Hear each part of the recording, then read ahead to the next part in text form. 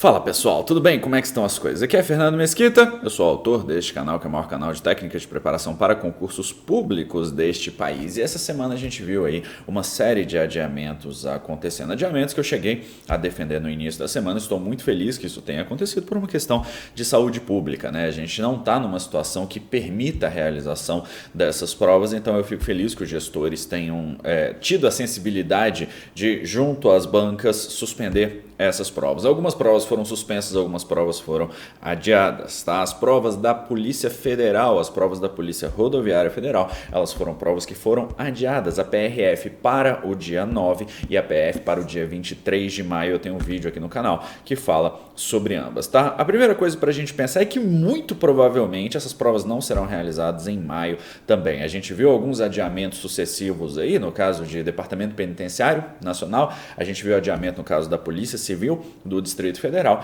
e eu acredito que venha a acontecer algo semelhante com as provas da PF e da PRF, que novamente não tem condições de acontecer nas datas que estão previstas. Mas, baseado nisso, claro, a gente tem que se comportar de forma responsável. E a forma comportável para você se a forma responsável para você se comportar, você vê que a idade está chegando, é você trabalhar com essas datas. E para que você possa manter a energia, eu vou trazer aqui algumas sugestões de desafios que você pode levar para que você possa ter uma ideia de como que você vai manter a energia, tá? Então pega papel e caneta para a gente poder conversar sobre isso. A primeira parte desse desafio que eu queria que você tivesse em mente é a questão do tempo de estudos. Muitas pessoas estavam estudando uma quantidade grande de horas, comportamento típico de pós-edital. Algumas pessoas ainda estavam cambaleando no ritmo que estava sendo mantido, estudando menos horas. O que é um mais ou menos? A média que eu recomendo aí para você é algo em torno de 4 a 6 horas líquidas por dia. Não se engane, é uma quantidade bastante expressiva, tá?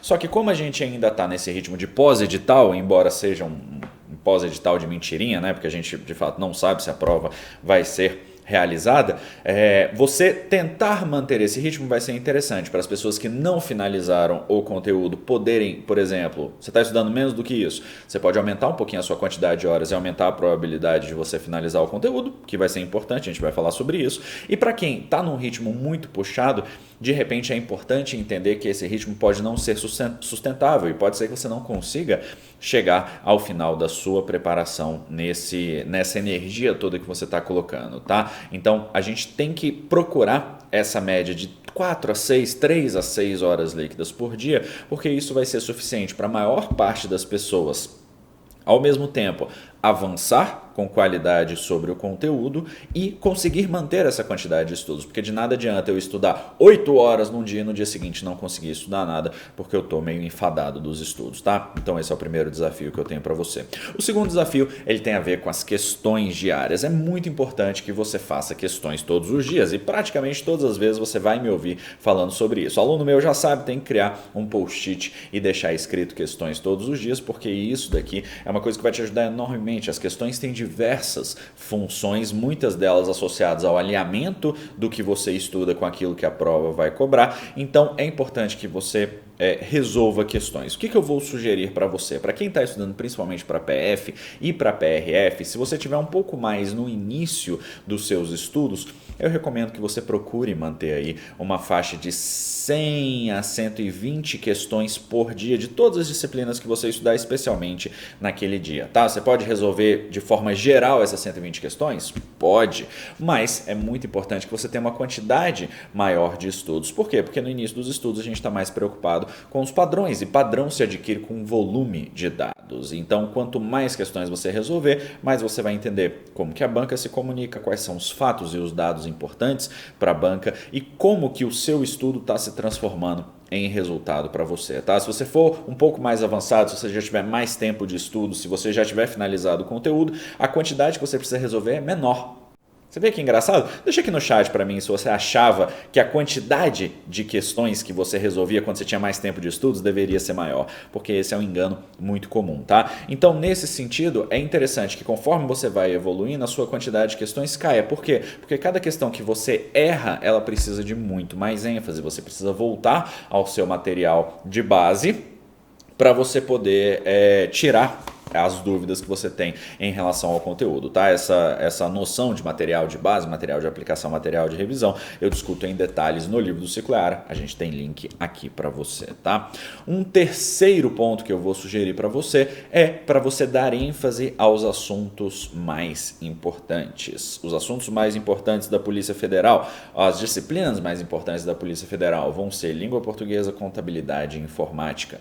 Da Polícia Rodoviária Federal, a gente vai ter aí uma grande ênfase, muito provavelmente em língua portuguesa e legislação de trânsito. Legislação de trânsito que eu defendo que você deva ver todos os dias, tá? Você deve fazer um trabalho bom, um trabalho de revisão, construção de material de revisão e tudo mais, mas além disso, você deve ter aí também um contato diário com a lei, com o próprio Código de Trânsito, com as resoluções do CONTRAN, sem se preocupar muito com anexos, tá? A primeira parte da resolução ali, ela vai ser a parte mais importante. Então isso não significa que você vai esquecer os assuntos que você não estudou, tanto que a gente vai até falar sobre isso aqui, tá? Não significa que você vai esquecer aqueles outros assuntos que não são esses, mas que esses eles precisam aí conter a maior parte do seu treinamento, porque vão acabar tendo maior peso. O caso da PRF, a única ressalva que eu tenho é que é uma prova que provavelmente será muito bem distribuída em termos de questões, com exceção de português e legislação de trânsito, e por isso que você tem que cuidar desses temas, tá? O quarto ponto que eu vou sugerir para você é exatamente aquele que eu falei, de você tratar dos assuntos que ficaram para trás.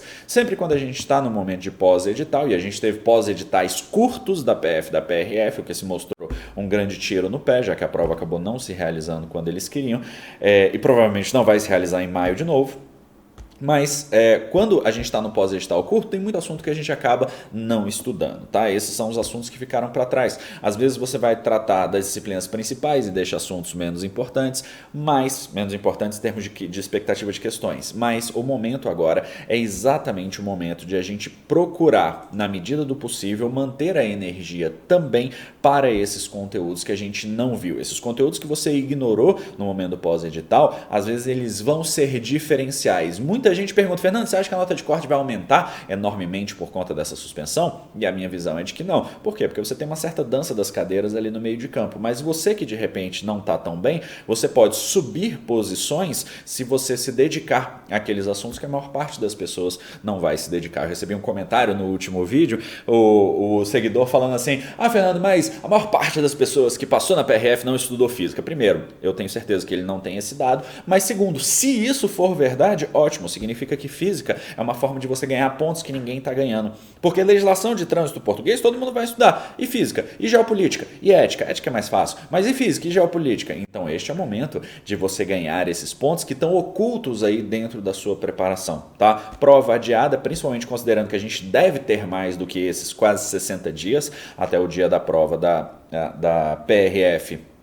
E mais do que isso, até a prova da PF, com certeza é um tempo suficiente para você evoluir, beleza? Outro ponto que eu quero deixar aqui como sugestão para você é a questão das discursivas. Não deixe de escrever. Eu sei que muita gente que está se preparando para a prova acaba não escrevendo nunca. A ideia é, se você escreve bem, de fato você pode se preocupar menos. Agora, se você é uma pessoa que não escreve tão bem, que não está assim tão confortável com a sua preparação, é interessante que você faça mais discursivas. Pegue temas com os professores dos cursos preparatórios, crie os seus próprios temas baseados naquilo que foi previsto como possibilidade no edital e que você sente dificuldade nos seus estudos. Isso, óbvio, vai te permitir escrever melhor, praticar a forma, praticar os temas e vai te deixar mais prolífico aí na hora que você vai escrever sobre isso. Muitas vezes a gente não precisa ter domínio total do tema, mas o fato de você ter uma boa estrutura e conseguir tangenciar aquilo que a banca está pedindo, certamente vai te ajudar, tá? Outro elemento que vai ser importante é você trabalhar com o seu planejamento de médio prazo. Muitas vezes a gente vai perceber que a expectativa da banca não se realiza. Então a gente já viu isso acontecer antes no Brasil. As bancas marcam uma data para a prova e essa data ela tem que ser postergada. Aconteceu com o PCDF, aconteceu com o DPEM, vai continuar acontecendo. Muito provavelmente acontecerá com o PF e PRF. Então esse planejamento de médio prazo que você faz, ele te ajuda. De que forma? Ele te ajuda permitindo que você, primeiro, se prepare para essa primeira data prevista. Vai ser prudente da sua parte fazer isso, mas entenda que existe uma grande probabilidade probabilidade de a prova não se realizar, e aí você tem que ter um planejamento secundário para você enfrentar ainda mais disciplinas. A prioridade é o quê? Tópicos mais importantes, elementos que vão cair mais e te dar mais alavancagem. Só que prepare-se também para você ver aqueles tópicos que são menos importantes, que vão ter menos questões. Isso vai te ajudar bastante, beleza?